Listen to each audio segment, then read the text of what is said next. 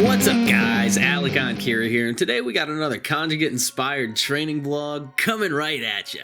We're on the road to 225 on the overhead press, the strict overhead press, and today I got two training sessions to show you guys how I am attempting to pave that road. So, starting off with session one here, we kick it off with some max effort work, and that's a quick ramp up to a heavy single on the Swiss Bar OHP off of pins.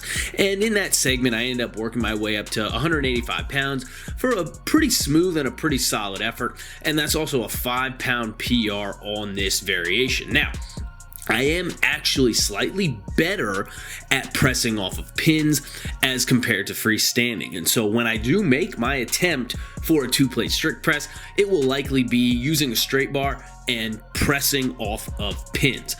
So that said, with the Swiss bar here, there is a small strength discrepancy as compared to the straight bar. So if we want to compare kind of apples to apples, the Swiss bar off pins versus the straight bar off pins, my current bests as of today are 190 pounds with the Swiss bar. I did 185 in this session, but as of today, I've done 190 pounds with the Swiss bar, and then 205 pounds with the straight bar, again off of pins. And that's kind of been pretty typical between those two variations, about a 10 to 15 pound discrepancy, kind of creeping up and down, getting a little bit further apart and a little bit closer together, just depending on which one I've done more recently and which one is kind of going better, right? So in general, though, it's the Swiss bar is bulky, right? So it has to be further out in front of you, and that kind of makes it harder to keep it reeled in tight, which is going to reduce how much you can press. It also seems to emphasize the triceps a little bit more throughout the course of the rep. At least it does for me. And I don't mind that, though. And I really enjoy the neutral grip press as well. It feels a little bit different.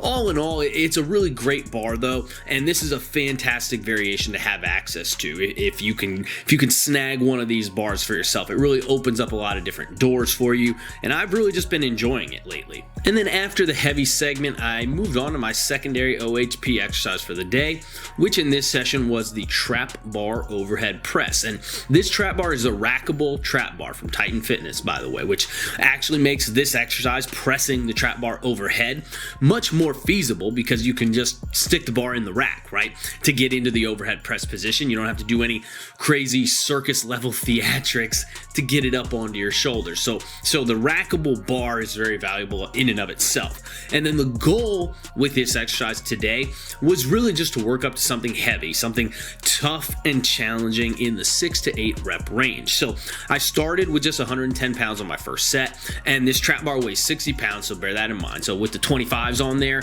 and a 60-pound bar, it's 110 pounds on the first set. I bumped it up to 130 on the second set, and I did 8 reps there.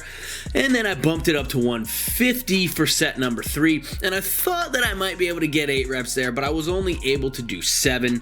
That's no biggie, though. I haven't done this particular variation too many times just yet over the course of my conjugate cycle, but this 150 set was actually the most that I've ever tried so far. It's the most I've loaded onto this bar and tried to press overhead, and it really wasn't too bad. It got the job done anyway, right? And I kind of like the trap bar OHP, though, in general. It kind of feels like a more stable version of a dumbbell overhead press. And I think I was in a commercial gym recently. I think I pressed the 65 pounders for a set of 8 reps. It might have been 10, I don't quite remember, but I did that, and so we compare that kind of to here, to this 150 pound set. That would be similar to 75 pounds per arm, where I'm doing 7 reps here. So in general, I'm probably a little bit stronger on the more stable implement, the trap bar, as compared to the dumbbells, but overall they have a relatively similar feel. Now with the rows, I'm just really kind of doing whatever in this slot here. They're really not the focus right now, right? The focus is the pressing movement so that I can hit that 2-plate OHP, 225 pounds, hopefully in 2022. Maybe I'll get there, maybe I won't, but I'm gonna give it everything I've got. And so the rows that I'm doing here, they're really just quality control, you know? They're just for balance, and hopefully I'll build some muscle in my back in the process, but with that in mind, I've really just been switching between variations here. Sometimes every couple of weeks, if I'm liking a particular variation, I'll use it a couple times in a row. And then sometimes, honestly, I just switch it up every single session. It's really not a huge deal. As long as I put in that high quality volume, then that training effect is going to be there, right? So here I've got the inverted row. I've also started doing chest supported cable rows from a reclined position on my bench, which has been an interesting new addition. And then actually yesterday I came up with another new variation, and I'm just calling that one a meme row. It's just a seal row done with a barbell, but I'm actually using the Swiss bar as the support for my chest instead of a bench. And you guys will see that one eventually, but regardless of the variation, I'm really just doing the same thing here in this slot. I'm working up to something challenging, generally in the 10 to 15 rep range, using 3 to 4 total working sets. And I mean, I guess I didn't ramp up the weights here in this session with the inverted row. That's mostly just because they're kind of a pain in the ass. So instead here, I just threw a sandbag over my chest and called it a day. But so I guess here the training effect, it's really more volume oriented as compared to intensity oriented. But in general, if it's easy enough on whatever variation that I'm using, if it's easy enough to add weight from set to set, like it is with the cable versions that I've been doing and the bar versions that I've been doing, then I'll do that. Because in general, I find that to be a more effective method, ramping up slowly over the course of set to set until you hit something challenging within your target rep range. And then I wrapped up the first session with some loo raises and just a little bit of triceps work. Not really too much to note here. I'm just logging reps, really. On the loo raise, I do want to get up to a point where I can do 20 unbroken reps with the 25 pounders without sacrificing too much rep quality as the fatigue sets in during the set. It's tough to do that with all the shoulder fatigue that I've already accumulated up to this point in the workout, but we'll get there eventually. And then with the push downs, I'm just going rest pause style here, really. I'll start with something I can do for like 25, maybe 30 reps, and then I just go rest pause until I get to 100 reps in total. I'm just burning out, going for a pump. That's about it. So that pretty much wraps up session number 1, guys. And moving on to session number 2, about 72 hours later, this is my secondary upper body day. And here I kick things off with a straight bar press off of pins. Now the goal this time was not to work up to a heavy single, but instead to work up to a heavy 5. And honestly, it was not a very good day on this exercise. I originally wanted to go for 175 for my top set. I ended up settling for 170. 5 pounds, it really isn't a huge deal, but overall the bigger deal is that the reps were just kind of meh, right? The bar path was a little off, and the presses felt a little bit sluggish and just weak in general. Even the 155 pound set really didn't feel too hot. But once I got to the top set with 170, the first rep honestly just felt like ass. It was super weak.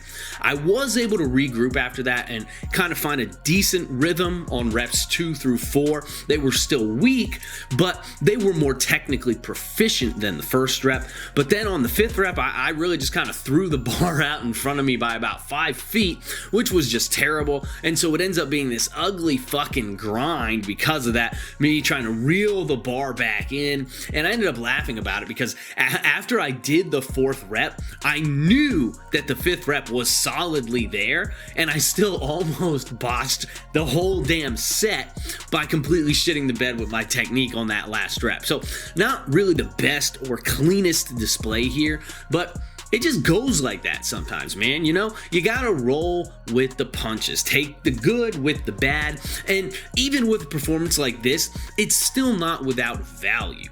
This is what, 85 or 87% of my current 1 rep max for a decent set of 5 in reality. Maybe I lost some ground here on this day in terms of my technical proficiency on the movement due to logging all those shitty reps, but at the same time, I most likely gained more ground than I lost in terms of the training effect that I got here for my strength development. So there are positives and negatives sometimes, but as long as you show up and work hard, the good is almost always going to outweigh the bad, even on bad days. Anyway, after the pin press ramp up, I moved on to the secondary portion of the workout, which here was supinated grip pull downs paired up with close grip Larsen presses off pins, and this segment of the workout went well overall. These exercises have been pairing together really nicely because I need to shove the bench inside the squat rack anyway in order to be able to do the pin bench presses, and then the pull downs actually work out a lot better overall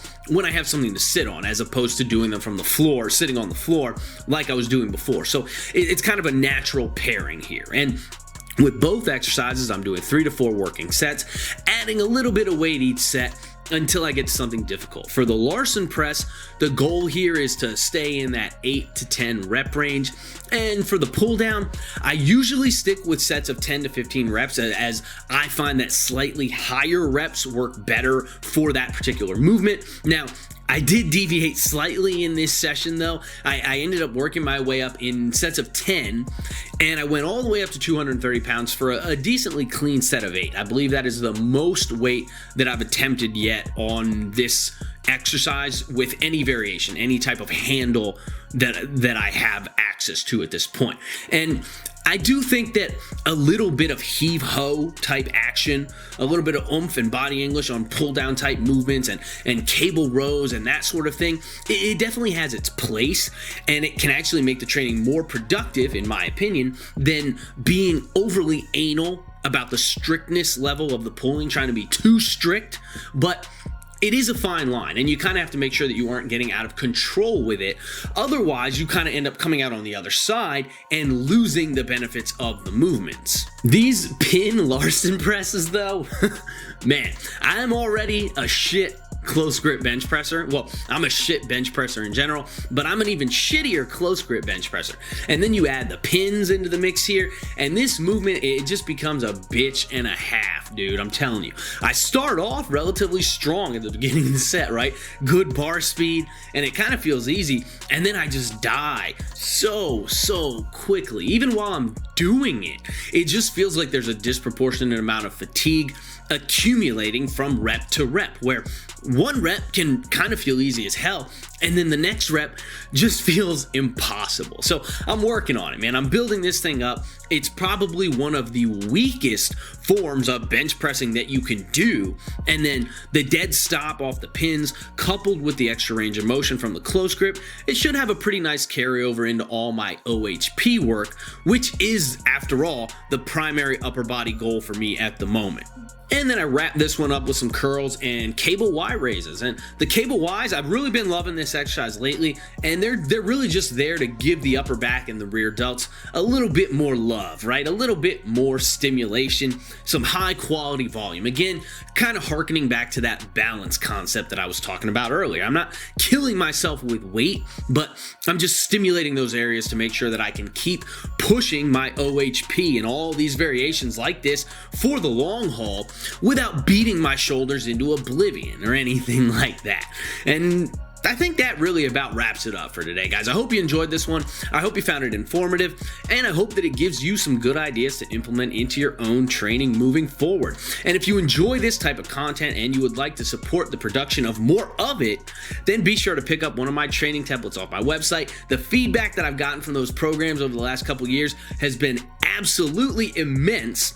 Or now you could just sign up for my Patreon. All the links are in the description. Please remember to smash the like button before you go. Leave me some love in the comments as well. Keep training hard, guys. I'll catch you all next time.